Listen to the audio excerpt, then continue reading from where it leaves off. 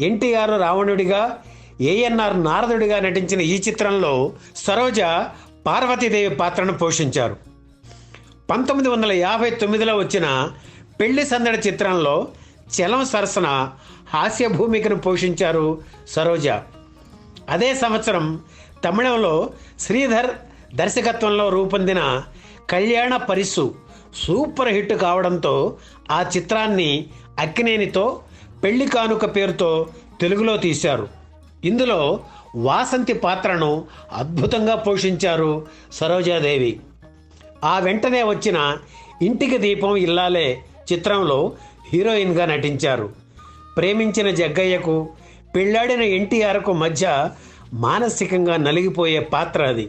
తెలుగులో తను చేసిన చిత్రాల్లో సరోజాదేవి అపురూపంగా చెప్పుకునే చిత్రాలు రెండే రెండు. అందులో ఒకటి